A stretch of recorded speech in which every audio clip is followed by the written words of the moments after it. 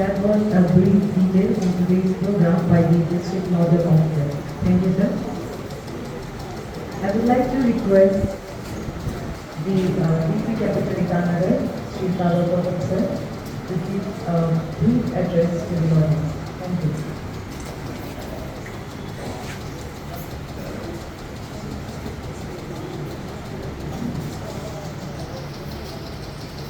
बिजली दिवस के दिन में आप सभी को स्वागत। आज हमारा ऑनरेबल मेयर, उनके साथ सारा कॉर्पोरेटर्स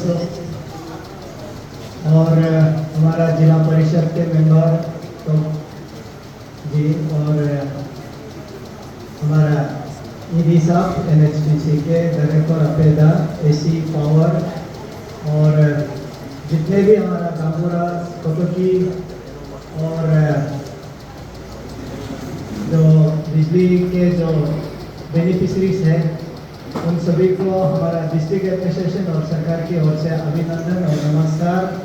और सभी को इस प्रोग्राम में आने के लिए फिर से मैं आप लोगों को धन्यवाद देना चाहूँगा। आज भारत सरकार की ओर से जो निर्देश आया है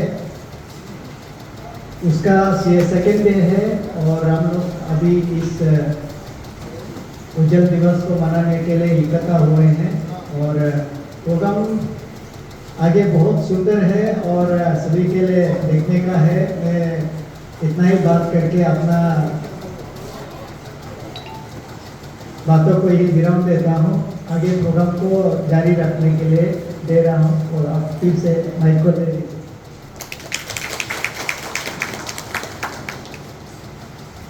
Thank you, DP Capital Sri Sarvapathan sir. To carry forward the program, we have a screening of films.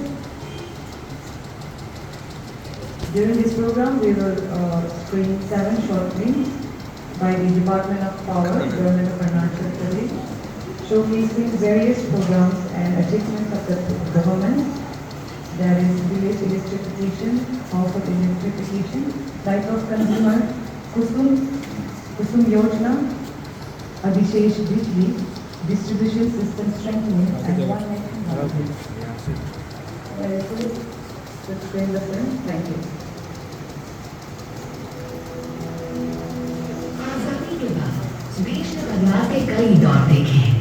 लोगों की उम्मीदें और जरूरतें भी बदली हैं। विद्युतीकरण वह महत्वपूर्ण पायदान है जिसके बिना विकास और आर्थिक उन्नति का पहिया लगभग थम सा जाता। लेकिन आज देश का हर गांव रोशन होकर अपनी तरक्की की कहानी कह रहा है। लेकिन आज से 8 साल पहले तक आजादी के 67 साल के बाद भी देश के हजारों गांव तक बिजली की पहुंच नहीं थी, जिसके कारण वहां के लोग मुख्य धारा से कटे हुए थे। वर्ष 2014 तक भारत के कुल 18,374 गांव और करीब 3,50,000 से ज्यादा मजरों की कहानी ऐसी ही थी। विकास के उजाले से कोसों दूर स्थित इन गांव तक बिजली के नहीं पहुंचने का सबसे बड़ा कारण था उन गांव तक पहुंचना आसान जो नहीं था। कहीं घने जंगल थे तो कहीं ऊंची पहाड़ियां, कहीं उफनती नदी तो कहीं तपती रेत। रास्ते कहीं कच्चे कहीं वीरान, ना छतरी ना छाव। 7.25 करोड़ देशवासियों की टीम इंडिया का संकल्प है इन 18,500 गांवों में 1000 दिन के अंदर बिजली का खंभा, बिजली का तार और बिजली पहुंचे, ये काम पूरा करके किया जाए।